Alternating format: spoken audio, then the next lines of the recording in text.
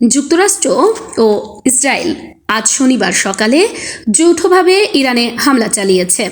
ইরানও পাল্টা জবাব দিয়েছে। মধ্যপ্রাচ্যের কয়েকটি দেশে হামলা চালিয়েছে। এর মধ্য দিয়ে মধ্যপ্রাচ্য নতুন এক সংঘাতের মধ্যে নিমজ্জিত হতে যাচ্ছে। প্রেসিডেন্ট ডোনাল্ড ট্রাম্প বলেছেন, এ হামলা যুক্তরাষ্ট্রের নিরাপত্তার হুমকি দূর করবে। একই সঙ্গে ইরানিদের জন্য তাদের শাসক উৎখাত করার সুযোগ তৈরি করবে। ইসরায়েলি সামরিক বাহিনী জানিয়েছে, ইরান ইসরায়েলকে লক্ষ্য করে ক্ষেপণাস্ত্র নিক্ষেপ করছে। অন্যদিকে পেন্টাগন জানিয়েছে, ইরানের বিরুদ্ধে মার্কিন এ হামলার নাম দেওয়া হয়েছে অপারেশন এপিক ফিউরি। ইরান ও তার দীর্ঘদিনের শত্রুদের মধ্যে এ নতুন সংঘাত তেহরানের পারমাণবিক কর্মসূচি নিয়ে পশ্চিমের সঙ্গে কূটনৈতিক সমাধানের আশাকে আরও ক্ষীণ করে তুলেছে। সামাজিক যোগাযোগ মাধ্যমে প্রকাশিত এক ভিডিও বার্তায় ট্রাম্প ইরানের সঙ্গে ওয়াশিংটনের কয়েক দশকের বিরোধের কথা তুলে ধরেন। এর মধ্য দিয়ে 1979 সালে তেহরানে মার্কিন দূতাবাসে হামলার ঘটনা উল্লেখ করেন, যেখানে ছাত্ররা 52 জন মার্কিন নাগরিককে 444 দিন ধরে জিম্মি করে রেখেছিল। এছাড়া 1979 সালের ইসলামী বিপ্লবের পর থেকে বিভিন্ন হামলার জন্য তিনি ইরানকে দায়ী করেন। ডোনাল্ড ট্রাম্প ইরানিদের নিরাপদ আশ্রয়ে থাকার আহ্বান জানিয়ে বলেন, সব জায়গায় বোমা পড়বে। তিনি আরও যোগ করেন, আমাদের কাজ শেষ হলে আপনারা আমাদের সরকারের দায়িত্ব বুঝে নিন। এটি আপনাদেরই হবে। সম্ভবত পরবর্তী কয়েক প্রজন্মের মধ্যে এটি আপনাদের একমাত্র সুযোগ। নাম প্রকাশ না করার শর্তে মার্কিন দুজন কর্মকর্তা রয়টার্সকে বলেন, মার্কিন সামরিক বাহিনী ইরানে বেশ কিছু লক্ষ্যবস্তুতে হামলা শুরু করেছে। আকাশ ও সমুদ্রপথে এ অভিযানের পরিধি তাৎক্ষণিকভাবে স্পষ্ট হওয়া যায়নি, তবে এক কর্মকর্তা জানান এ অভিযান কয়েকদিন ধরে চলতে পারে। তেহরানকে পারমাণবিক আলোচনায় নমনীয় করতে ট্রাম্প এ অঞ্চলে বিশাল মার্কিন সামরিক উপস্থিতি গড়ে তুলেছিলেন। তিনি বলেন, যুক্তরাষ্ট্র ইসলামী প্রজাতন্ত্রের বিরুদ্ধে ব্যাপক ও চলমান অভিযান শুরু করেছে। তেহরান যাতে কোনোভাবেই পারমাণবিক অস্ত্র বানাতে না পারে তা নিশ্চিত করার অঙ্গীকার করেন মার্কিন প্রেসিডেন্ট। ইরানের ব্যালিস্টিক ক্ষেপণাস্ত্র কর্মসূচি আলোচনার একটি বড় বাধা ছিল। ট্রাম্প বলেন, ইরান দূরপাল্লার ক্ষেপণাস্ত্র তৈরি করছে, যা যুক্তরাষ্ট্রের জন্য হুমকি। তিনি ইরানের ক্ষেপণাস্ত্র শিল্প ধ্বংস করে দেওয়ার হুমকি দেন। ট্রাম্প বলেন, আমাদের লক্ষ্য হচ্ছে ইরানি শাসনের আসন্ন হুমকি নির্মূল করে মার্কিন জনগণকে রক্ষা করা। ইরানিদের উস্কে দেওয়ার চেষ্টা করছেন উগ্রবাদী ইসরায়েলি প্রধানমন্ত্রী বেনিয়ামিন নেতানিয়াহু। মানবতা বিরোধী অপরাধ ও যুদ্ধাপরাধের জন্য অভিযোগে আন্তর্জাতিক অপরাধ আদালতের গ্রেপ্তারি পরোয়ানাভুক্ত আসামি নেতানিয়াহু বলেছেন, ইরান ও যুক্তরাষ্ট্রের এ যৌথ হামলা সাহসী ইরানি জনগণের জন্য তাদের নিজেদের ভাগ্য নিজেদের হাতে তুলে নেওয়ার পরিবেশ তৈরি করবে।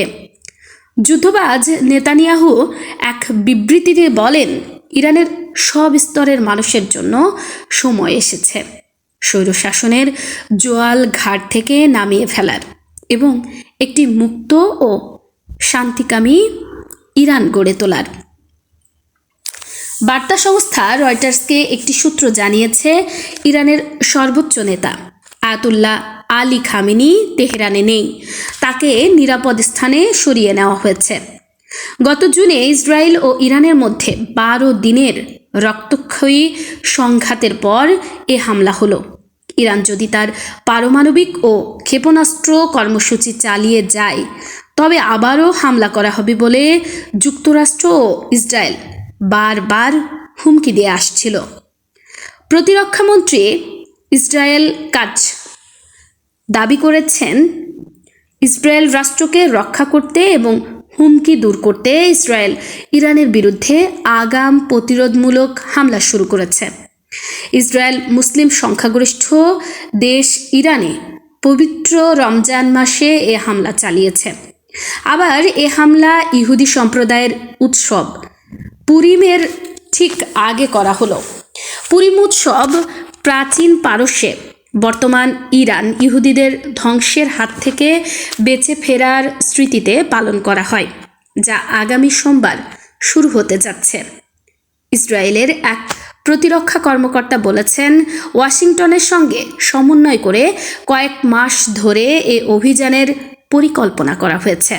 হামলার তারিখ কয়েক সপ্তাহ আগেই ঠিক করা হয়েছিল। আজ তেহরানে বিস্ফোরণের শব্দ শোনা গেছে বলে ইরানি গণমাধ্যম জানিয়েছে। স্থানীয় সময় সকাল 8:15 পুরো ইসরায়েলের সাইরেন বেজে ওঠে। ইসরায়েলি সেনাবাহিনী বলছে, সম্ভাব্য ক্ষেপণাস্ত্র হামলার জন্য জনগণকে প্রস্তুত রাখতে এ আগাম সতর্কতা জারি করা হয়েছে। ইসরায়েলি সামরিক বাহিনী জরুরি খাত বাদে শিক্ষা প্রতিষ্ঠান ও কর্মস্থলে উপস্থিতি বন্ধ ঘোষণা করেছে। এছাড়া আকাশপথ ব্যবহার নিষিদ্ধ করেছে। বেসরকারি ফ্লাইটের জন্য ইসরায়েল তাদের আকাশপথ বন্ধ করে দিয়েছে। বিমানবন্দর কর্তৃপক্ষ জনগণকে বিমানবন্দরে না যেতে অনুরোধ করেছেন। কয়েক দশকের পারমাণবিক বিরোধ কূটনৈতিক আলোচনার মাধ্যমে সমাধান এবং এই অঞ্চলকে অস্থিতিশীল করতে পারে এমন সামরিক সংঘাত এড়াতে ফেব্রুয়ারিতে যুক্তরাষ্ট্র ও ইরান আবার আলোচনা শুরু করেছিল। তবে উগ্রবাদী নেতানিয়াহু সরকার বলেছিল, যুক্তরাষ্ট্রের সঙ্গে ইরানের যে কোনো চুক্তিতে তেহরানের পারমাণবিক অবকাঠামো পুরোপুরি ধ্বংস করার শর্ত থাকতে হবে। শুধু ইউরেনিয়াম সমৃদ্ধকরণ বন্ধ করলে হবে না। তারা ইরানের ক্ষেপণাস্ত্র কর্মসূচির উপর বিধিনিষেধ আরোপেরও জন্য ওয়াশিংটনের উপর চাপ সৃষ্টি করেছিল। ইরান বলেছিল, নিষেধাজ্ঞা তুলে নিলে তারা পারমাণবিক কর্মসূচি সীমিত করার বিষয়ে আলোচনা করতে প্রস্তুত। তবে তারা ক্ষেপণাস্ত্রের বিষয়টি এর সঙ্গে যুক্ত করতে রাজি হয়নি। তেহরান আরও বলেছিল, যে কোনো হামলার বিরুদ্ধে তারা নিজেদের রক্ষা করবে। তারা প্রতিবেশী দেশগুলোকে সতর্ক করেছিল, যেসব দেশে মার্কিন ঘাঁটি রয়েছে সেখান থেকে হামলা হলে তারা যুক্তরাষ্ট্রের ঘাঁটিতে পাল্টা আঘাত হানবে। গত বছরের জুনে যুক্তরাষ্ট্র ইসরায়েলের সঙ্গে ইরানের পারমাণবিক স্থাপনায় হামলায় যোগ দিয়েছিল, যা ছিল ইসলামী প্রজাতন্ত্রের বিরুদ্ধে সরাসরি সবচেয়ে বড় মার্কিন সামরিক পদক্ষেপ। তেহরান তখন কাতারে অবস্থিত মধ্যপ্রাচ্যে যুক্তরাষ্ট্রের সবচেয়ে বড় ঘাঁটি আল উদাইদ বিমান ঘাঁটিতে ক্ষেপণাস্ত্র ছুড়ে পাল্টা জবাব দিয়েছিল। পশ্চিমা শক্তিগুলো দাবি করে আসছে, ইরানের ব্যালিস্টিক ক্ষেপণাস্ত্র প্রকল্প আঞ্চলিক স্থিতিশীলতার জন্য হুমকি। এটি পারমাণবিক অস্ত্র বহনে সক্ষম হতে পারে।